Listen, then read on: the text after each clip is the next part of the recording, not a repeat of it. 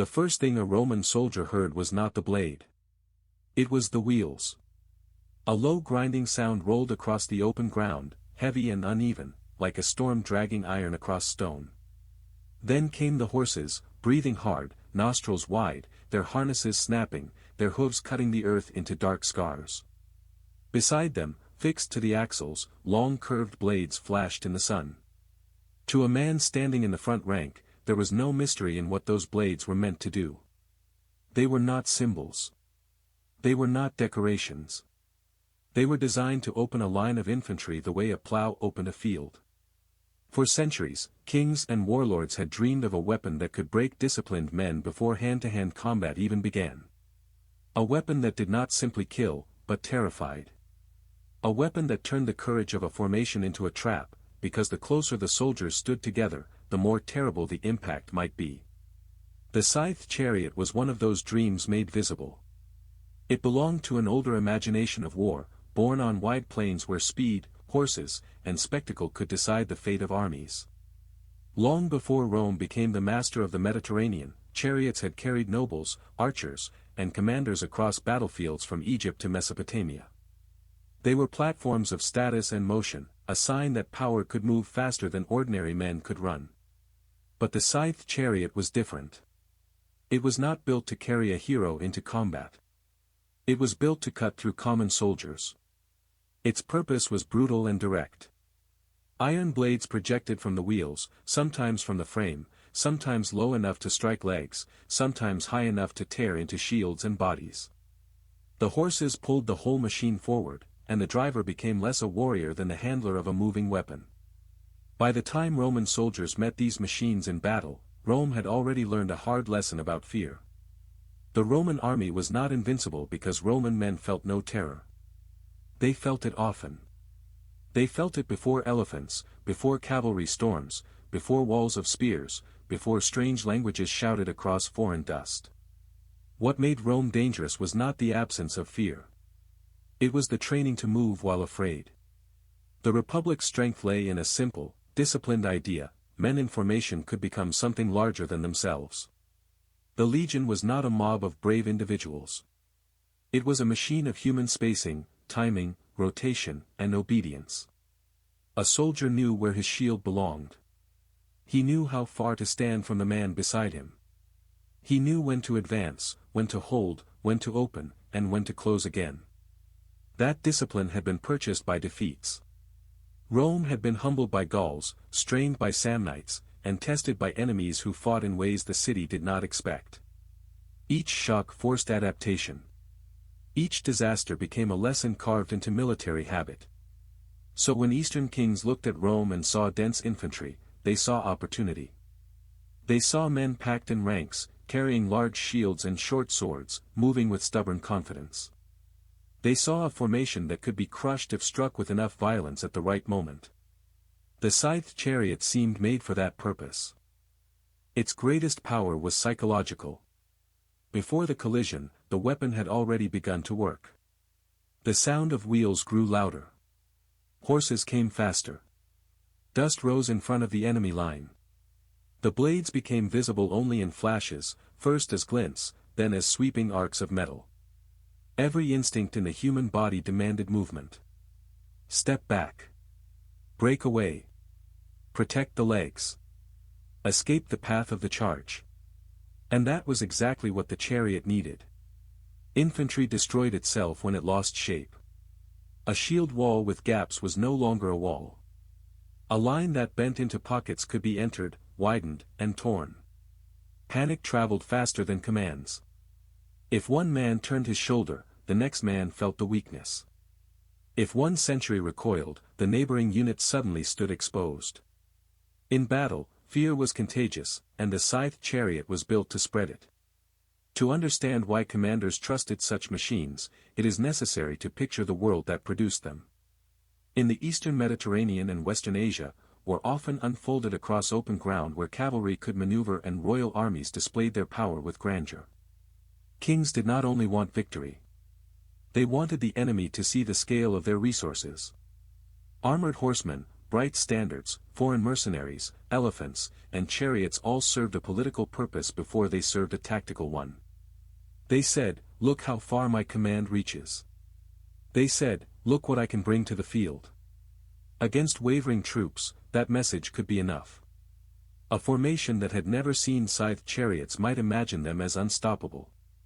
Men who believed they were about to be cut apart could break before the first blade touched them. The weapon's reputation rode ahead of it. But reputation is not the same as reliability. A scythed chariot demanded perfect conditions. The ground had to be flat enough for speed. The horses had to remain controlled. The driver had to hold a straight course under missile fire. The enemy had to stand in place long enough to be struck, but not so firmly that the chariot lost momentum before doing damage. A ditch, a stake, loose soil, dead animals, uneven stones, or a sudden opening in the line could turn the weapon into wreckage. It was terrifying, but fragile. Rome understood fragile things. Roman soldiers were trained to answer spectacle with procedure. When facing chariots, the answer was not always heroic resistance. Sometimes it was something colder and more intelligent: refuse the collision. Open lanes. Let the machines pass. Strike the horses. Throw javelins at the drivers. Close the ranks again. In theory, this sounded simple. On the field, it required nerve. Imagine standing in a line while a chariot comes directly toward you. The officer's command arrives through dust and noise. The men ahead must divide at the right moment. Not too soon, or the enemy sees the gap and turns. Not too late, or the blades arrive before the lane opens. Each soldier must trust that the men around him will also obey. One mistake can turn discipline into slaughter. The Romans had a wordless advantage in this kind of test. Their whole system taught them that survival depended on the unit. The shield protected not only the man holding it, but the rhythm of the line. The javelin was not only a weapon, but part of an opening sequence. The sword mattered only after the formation had delivered the soldier close enough to use it. So when the chariots came, the legion did not need to be fearless. It needed to be orderly. The most famous Roman encounters with scythed chariots came in wars against Eastern monarchs, where older royal weapons met the hard practical culture of the legions. Commanders such as Mithridates of Pontus and later others who inherited Hellenistic traditions used chariots to shock Roman infantry. These rulers understood that Rome's strength was its steady center. Break that center, and the rest of the battle might unravel. In the distance, the chariots must have looked magnificent. Horses in teams, drivers leaning forward, axles fitted with cutting iron, dust behind them like smoke. To the king watching from behind his line, they were a promise. The old world still had weapons Rome had not mastered. Speed could still defeat discipline. Terror could still do what arrows and spears could not. Then the distance closed. Roman skirmishers moved first. Light troops, armed with javelins and stones, could harass the advance before the chariots reached full effect. A horse wounded at speed became a danger to its own side. A driver struck in the face or chest lost control of the team. A chariot that swerved destroyed the clean geometry of the charge. Behind the skirmishers, the heavy infantry waited. The moment of decision was brief. The machines came on. The front ranks opened. The chariots rushed into empty space. Instead of meeting a solid wall of terrified bodies, they found lanes deliberately created for them. As they passed through, soldiers attacked from the sides, where the blades were less useful and the horses were vulnerable. Some chariots ran beyond the line and became isolated. Others crashed. Others turned, no longer weapons of terror, but obstacles. The battlefield changed in an instant. What had been designed to break Roman order now proved the depth of it. The legion could bend without dissolving. It could make space, absorb shock, and reform. That ability was more than a tactic. It was a statement about the future of war. Old weapons of shock depended on the enemy behaving like men. Rome trained its soldiers to behave, for a few terrible minutes, like parts of a larger instrument. This did not make the chariot harmless. No weapon needs to be perfect to kill. If a line hesitated, if the ground favored the charge, if a unit had poor discipline or little experience, scythed chariots could still do hideous work. A single machine entering a crowded formation could ruin bodies in ways that soldiers remembered for the rest of their lives. The wounds were part of the weapon's purpose. War is fought not only against flesh, but against imagination. The Romans knew that. They also knew that a terrifying weapon could be studied until it became ordinary enough to defeat. Once men understood the timing, once commanders developed counters, once training turned panic into a rehearsed motion, the aura faded. The chariot became a problem of space, speed, and vulnerability. Not a monster. Not a miracle. A machine. That shift mattered. Across the ancient world, armies were learning that spectacle could lose to systems. The age of the heroic charge did not vanish overnight, but its limits became clearer. Infantry that could maneuver under pressure became more valuable than warriors who looked impressive from a distance. Logistics, drill, command signals, reserve lines, and unit cohesion began to decide battles with a force that no blade fixed to a wheel could match. The scythed chariot was caught between two eras. It carried the memory of Bronze Age mobility into a world of professional infantry. It promised the violence of aristocratic war, where speed and shock could scatter lesser men. But Rome represented a different kind of power, repetitive, stubborn, organized, and cruelly adaptable. There was no romance in the Roman answer. They did not need to build a more dramatic chariot. They did not need a stranger weapon. They needed men who could hear the wheels, see the blades, and still take the measured steps they had practiced. That is the quiet horror of discipline. It can make ordinary people stand inside moments that every instinct tells them to flee.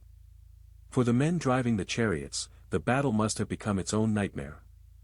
They had been sent forward as the edge of royal terror, but once the Roman lanes opened, the weapon lost its chosen victim. Horses ran through controlled emptiness. Javelins struck from angles. Shields appeared where there had been gaps. The chariot, built to create panic, entered a place where panic had been delayed just long enough to kill it. Behind the Roman line, the machines that survived were no longer charging into helpless infantry. They were surrounded by soldiers who understood them.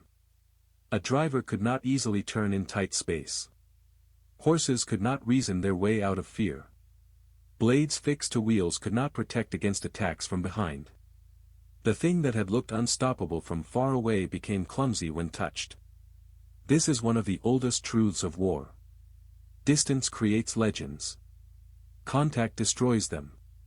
When the chariots failed, the emotional balance of the battlefield shifted. The soldiers who had watched the terrible machines approach now saw them broken, riderless, or fleeing. The king's promise had been tested in public. It had not shattered the legion. In ancient battle, that kind of failure could be fatal. Men did not need to understand tactics to understand a sign. If the weapon meant to terrify Rome could not do it, then perhaps Rome was worse than the weapon. From that point, the burden of fear moved to the other side. Rome's enemies continued to use many forms of shock. Elephants, cavalry charges, missile storms, ambushes, fortified terrain, and naval fire all challenged Roman confidence. Sometimes Rome lost badly. Sometimes it learned slowly. Sometimes arrogance cost thousands of lives. But again and again, the Republic and later the Empire proved willing to turn strange dangers into procedures. This was one reason Roman power spread so far. It was not because Rome had the best weapon in every category. It often did not. Other peoples had better horse archers, better sailors, better siege traditions, better knowledge of local ground. Rome's advantage was the ability to absorb foreign methods, punish weakness in its own system, and return with a more disciplined answer. The scythed chariot exposed that quality clearly. It was a weapon made to exploit instinct. Rome answered with training. It was a weapon made to punish density. Rome answered with controlled spacing. It was a weapon made to turn motion into terror. Rome answered by turning terror into timing. The result was not merely the defeat of a battlefield device. It was another mark against an older idea of war, that a single spectacular weapon could decide the fate of disciplined armies by fear alone. Technology changes war, but technology does not act by itself. It enters the world through terrain, supply, training, command, and belief. A blade on a wheel can be terrifying. A horse at full speed can be magnificent. But if the ground is wrong, if the driver is vulnerable, if the enemy has rehearsed the answer, the weapon's beauty becomes irrelevant. What remains is the human test. Could a soldier hold long enough to obey? Could an officer judge the moment? Could an army allow danger to pass through it, then close around it like a gate? For Rome, the answer was often yes. Not always. But often enough to change history. The scythed chariot did not disappear in a single day. Weapons rarely vanish because one battle proves them imperfect. They fade when too many commanders stop believing the risk is worth the promise. Over time, better cavalry, more flexible infantry, improved missile troops, and harsher tactical experience pushed the chariot toward the margins of war. Its terror remained in memory longer than its usefulness remained on the field. That memory is easy to understand. Even now, the image is violent and simple: horses running hard, wheels screaming, iron blades sweeping low across the earth, men waiting with shields locked and mouths dry. It feels like the kind of weapon that should decide everything. But history often turns on the moment when something that should work, does not. The Romans who faced scythed chariots stood at the edge between fear and method. In front of them came an old royal nightmare, sharpened in iron and pulled by horses. Behind them stood years of drill, punishment, habit, and trust. The collision was not only between men and machines. It was between two beliefs about battle. One belief said that terror could tear order apart. The other said that order, if held for a few seconds longer than nature allowed, could make terror pass harmlessly through. On those fields, under dust and shouting, the older belief began to fail. The wheels still turned. The blades still flashed. Men still died. But the legend of the unstoppable chariot had been wounded. And once a weapon loses its legend, it becomes only metal, wood, horses, and fear. Rome knew what to do with those things.